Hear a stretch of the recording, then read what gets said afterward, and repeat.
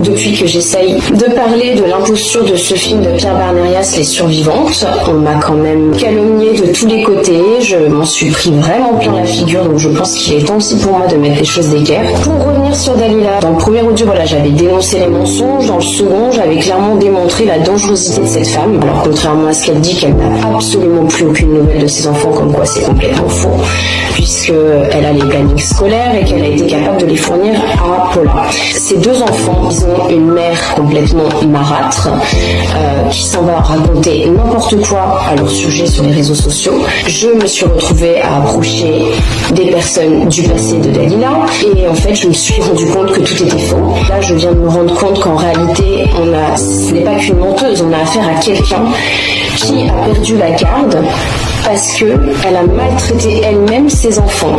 Donc là, on a un film aujourd'hui avec une mère qui se fait passer pour une victime, le film de Pierre Barnérias, Les Survivantes. Donc on a une mère qui se fait passer pour une grande victime du système français, mais qui en réalité a perdu la garde de ses enfants parce qu'elle-même les maltraitait. Pierre ne s'exprime pas depuis tout ça. Nous sommes plusieurs personnes à avoir dénoncé Dalila Sadok. Qu'est-ce qu'elle a fait? De la calomnie, mais à un degré, c'est un high level au niveau calomnie. Donc elle s'attaque au messager. En revanche, elle n'a sorti aucune preuve. Et là, je m'adresse à ces personnes qui la soutiennent et qui la croient. Vous êtes en train de soutenir une personne qui est actuellement recherchée par la gendarmerie française et qui a dû fuir le pays parce qu'elle a raconté n'importe quoi sur ses propres enfants pour se faire plaindre. Alors que ces enfants aujourd'hui vont bien, sont en sécurité, alors vont bien. Ils ont une mère complètement fradadangue qui s'en va raconter n'importe quoi. Il faut imaginer ce que ça peut représenter pour des enfants d'aller à l'école et d'avoir partout sur les réseaux sociaux leur maman qui s'en va dire qu'ils sont en train de tourner dans des orgies, qui participent à des rituels, notamment sous la pyramide du Louvre, qui mangent des excréments. Je pense que beaucoup ont occulté en fait tout ce que les mensonges de Dalila et ce film pouvaient avoir comme répercussion. Pierre ne s'est pas exprimé, va sortir ce film en DVD. On a Dalila qui continue de réclamer des dons pour soi-disant payer des avocats pour sortir ses enfants d'un réseau qui n'existe nulle part autre que dans sa tête. Alors certes, les réseaux pédocriminels existent, mais c'est justement en ça que je suis en colère. C'est que c'est un crachat.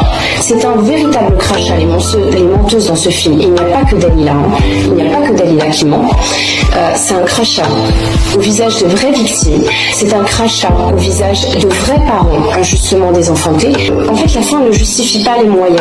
On ne peut pas faire mentir des personnes en se disant c'est pas grave, il y a des personnes qui mentent, mais au moins ça a permis aux gens de prendre conscience. Non. On a des menteuses qui n'en ont strictement rien à faire des vraies victimes et qui sont là uniquement soit pour se faire de l'oseille, soit pour se mettre en avant.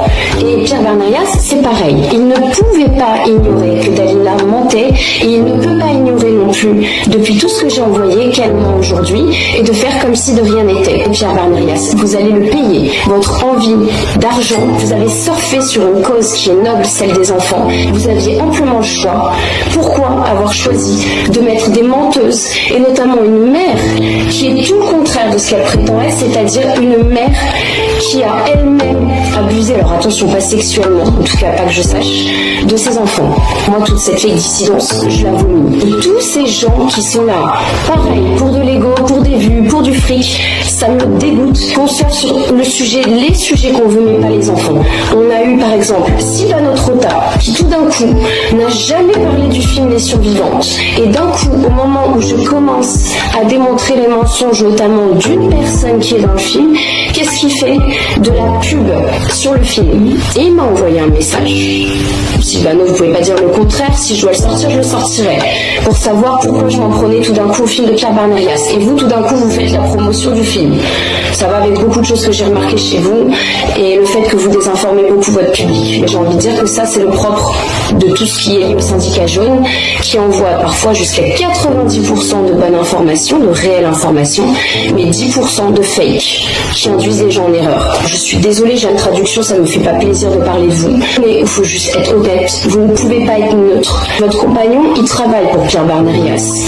Donc, bien évidemment que dans votre canal, malgré ce que j'ai été démontré, vous avez été dire que Dalila ne mentait pas et que vous la croyez. À partir du moment où vous ne pouvez pas être neutre et que votre compagnon est rémunéré par Pierre Barnerias, vous êtes en train d'induire les gens en erreur. Vous êtes en train de faire du mal à 2 enfants. Dalila, le fait qu'elle sorte aucune preuve, déjà en dit long. Et le fait qu'elle calomnie, pareil pour Paula. Alors Paula, elle travaille avec des personnes âgées. Dalila était dire sur son mur que c'était quelqu'un qui travaillait à la DAS, à la ZE, qui travaillait avec les enfants. Elle travaille avec les personnes âgées, rien à voir avec les enfants.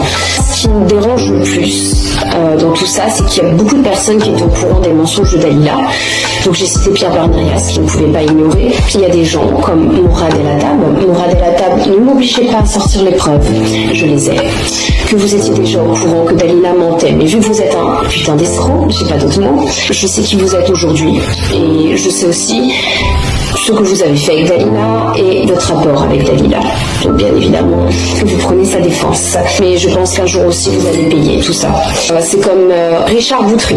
Lui, il n'a rien à voir dans l'histoire de Dalila, mais on est un peu sur du Barnerias numéro 2, quelqu'un qui va prendre les personnes catholiques comme public cible et qui va faire plein de choses avec le catholicisme parce que c'est ce qui fait vendre aujourd'hui les gens cathos qui ont envie d'entendre telle chose. Ben voilà, on a des Barnerias, on a des Richard Boutry qui sont là pour les satisfaire. Richard, il sait très bien ce que je pense de lui à l'heure actuelle.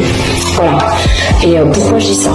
Donc, vaut peut-être mieux pas pour lui qu'il interagisse sur cette vidéo parce que du dossier, je pourrais en sortir sur lui. Je trouve que je suis très sympa parce que je ne le fais pas. Il y a une personne qui me déçoit énormément, Nicolas Bouvier, la charte de Munich, dont tu parles souvent.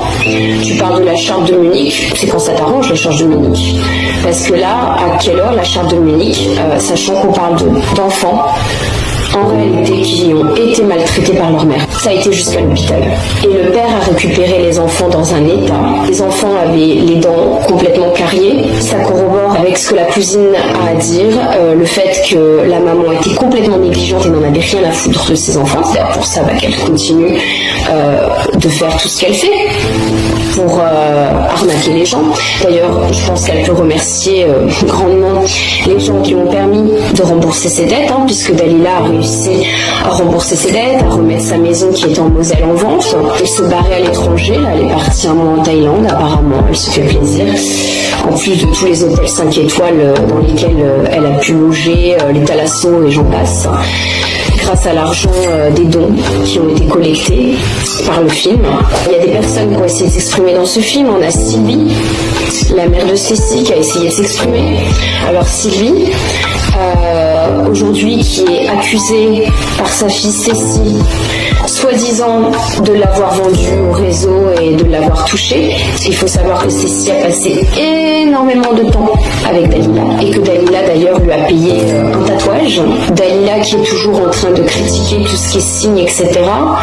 Le tatouage qu'elle a été payé à la fille de Sylvie est un papillon. Et il faut savoir que Dalila essaie de mettre dans la tête des gens que ses parents, moi c'est ce qu'elle a fait avec mon père, avant de le traiter de violeur officiellement, soi-disant sur ma personne. Elle avait commencé à essayer de me mettre ça en tête quand on était encore proches. Et là, je vois que manifestement, elle a réussi sur la pauvre Cécile, qui est encore jeune et fragile. Moi, j'ai vu des interviews quand elle s'exprimait plus jeune, Cécile, où elle remercie 1 milliard de fois sa mère de l'avoir sortie de tout ça. Alors, bonjour, en fait, je me présente. Je suis Stécie Stupébé, donc la fille de Sylvie Finger. Et en fait, je voulais parler en fait par rapport à un truc en fait qui m'agace un peu. C'est le fait en fait qu'il y ait en ce moment même en fait des gens qui s'amusent à insulter ma mère. Je trouve ça débile en fait de leur part. J'ai l'impression en fait qu'ils ont rien d'autre à faire dans leur vie que de saboter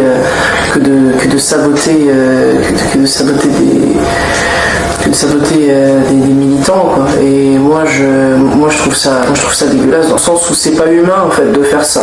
Et moi je vous le dis, ma mère vous allez pas lui faire péter les plombs.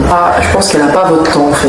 Elle a pas votre temps à être là, à regarder les gens en train de la traiter de n'importe quoi, de la traiter de folle. Non, vous croyez marrant en fait. Ne faites pas ça à ma mère, surtout à ma mère en fait. Parce que de là en plus à remettre en question les choses que j'ai dit moi-même et les choses que ma mère m'a dit, c'est dégueulasse. Tout ce que j'ai dit, c'est vrai. C'est pas ma mère qui m'a dit de le dire. C'est moi-même. Je suis allé à la conférence de moi-même. J'ai dit à maman, je vais à la conférence. J'ai fait un témoignage pour un peu dire tout ce qui se passe. Et ça fait quand même énormément de temps qu'elle est là, qu'elle nous soutient, qu'elle est là, qu'elle se bat pour nous, qu'elle se bat pour mon petit frère. Comme ça, insulter une maman qui se bat pour récupérer ses enfants. Sérieusement. Vous me croyez vraiment humain en faisant ça. Mais on n'insulte pas ma mère. Mettez-vous à ma place un peu. Moi, quand je vois ma mère en train de se faire traiter de tous les noms par énormément de gens, moi, je peux pas. Je peux pas. Je peux pas rester comme ça, à rien faire. Je peux pas. Voilà. Aujourd'hui, elle s'attaque carrément à Maria Machado aussi, qui avait commencé à confirmer ce que j'avais dit. Aujourd'hui, Dalila semble dire que Maria Machado a violé sa fille. Donc, pour revenir sur les personnes qui l'ont défendue, je pense notamment à Sylvia Miami. Sylvia Miami qui l'a défendue avec un audio. Alors c'était vraiment maladroit de sa part de reprendre un audio du père où le père était simplement en fait en train de vérifier que le petit était bien torché et que ça s'est transformé en de la soi-disant inceste. Et on a Karl Zero. Karl Zero a fait une interview dans laquelle il a parlé de moi avec le média en 442 en disant qu'on ne savait pas qui j'étais, limite en me faisant passer pour une agent double. J'ai vu qu'il y avait une femme, une jeune femme, mais je comprends pas quel rôle elle joue exactement. C'est un peu comme Zoé Sagan qui s'appelle Madame Gabrielle et qui s'est mis à attaquer le pauvre Booba en disant que lui-même était pédo, etc. Alors Booba s'est fâché contre elle. Après Booba a dit Karl Zero, aide-moi, machin. J'ai répondu compte sur moi. Je pense que j'ai beaucoup moins à me questionner que Karl Zero sur pas mal de financements liés à son magazine. Quand je vois qu'aujourd'hui il continue et il ne veut pas revenir sur les mensonges de Dalila quand le média lui a posé la question, qu'est-ce qu'il a répondu? Bon, ok, c'est vrai, on n'a pas les preuves d'un réseau, mais par contre le père, avec les données que j'ai eues, les audios et les dessins, c'était donc un pédo. Que le père soit dans un énorme réseau pédocriminel, je pense qu'elle n'en a pas la preuve. Qu'il y ait eu des attouchements ou plus graves sur les enfants de la part du père, je pense que ça c'est vrai. Donc comme quoi, Karl, alors vous confirmez que vous n'avez pas eu de dossier, puisque Dalila fait que dire qu'elle vous a envoyé un dossier. Vous parlez des audios et vous parlez des dessins. L'enregistrement des gosses et les dessins sont quand même parlants. Est-ce qu'elle en rajoute? Je crois pas. Donc ce qui veut bien dire qu'en réalité, vous n'avez rien de plus que ça. Le dossier Dalila tient juste sur 2-3 pauvres audios et quelques dessins dont on ne connaît pas la provenance. Vous continuez d'accuser le père d'inceste pour ne pas perdre la face et ne pas perdre certainement aussi vos lecteurs du magazine L'Envers des Affaires. Un peu d'honnêteté, ce serait bien, Karl, surtout quand vous avez été dire aussi dans cette même interview que j'avais traité Booba de pédocriminel. Madame Gabrielle, et qui s'est mis à attaquer le pauvre Booba en disant que lui-même était pédo, etc. Alors Booba s'est fâché contre elle. Après Booba a dit Karl Zero, aide-moi, machin. J'ai répondu compte sur moi. C'est l'occasion de revenir aussi sur cette affaire de Booba, soi-disant que j'ai été dire que Booba était un grand pédocriminel. C'est faux. J'ai simplement remis en question le fait qu'il avait été proche pendant un temps de Didi qui était dans la tourmente. Et pareil pour des signes qu'il a fait dans des clips. L'histoire de Inès, 16 ans, ça, Karl Zero, ça vous regarde. Vous êtes vous seul à avoir parlé de ça. Je n'étais même pas au courant de cette histoire à l'époque où j'ai fait le clip sur Booba. Je tenais quand même à parler de ça parce que c'est Karl Zero qui a été mentir en disant que je l'avais traité de pédocriminel. C'est faux. Je pense qu'il a fait des choses pas très claires pour arriver où il est. En revanche, les enfants, je ne pense pas qu'il en ait touché un seul. Il n'y a pas eu que ça en plus dans cette vidéo. Karl, vous avez quand même parlé de baiser des enfants au lieu de parler de viol. Moi, ça m'a choqué. Et vous êtes revenu en plus sur vos propos de faire regarder de la sodomie à des enfants de 5 ans. Avec des gosses de 12 ans, vous commencez parce qu'ils en sont toujours au niveau, oui, le petit papillon aime beaucoup la petite fleur et tout. Mais il faudrait peut-être leur dire, bon, tu as vu la sur et on regarde tout ça. Ils la regardent de toute façon. Et ça, normalement, non pas le premier jour, même pas le troisième. Tu vois ce que je veux dire? Mais c'est pas à 12 ans, il faut leur en parler à 5 ans, à 6 ans. Mais ils commencent à regarder ça beaucoup plus tôt que tu crois. Ouvre les yeux. Oui, il faudrait montrer des sodomies aux enfants de 5 ans, 6 ans et leur dire, voilà, ça se fait pas en vrai. Tout le monde a dit, ah bah il travaille pour le, c'est une opposition contre nous, il travaille pour l'OMS et il est méchant. Mais pas du tout, c'est la voie de la raison. Qui fait ça? Les enfants. Pourquoi on va aller les traumatiser à aller regarder des images pareilles? Pourquoi? Ça me choque en fait. Putain, mais vous défendez une mère qui a maltraité ses enfants. Voilà où on en est dans le monde inversé dans lequel on est. Si cette vidéo vous a interpellé, laissez un like, abonnez-vous et activez la cloche pour ne rien rater de mes futures vidéos, ainsi qu'un commentaire pour partager vos réflexions. Votre soutien est crucial pour faire entendre cette voix et diffuser ce message. Merci à tous.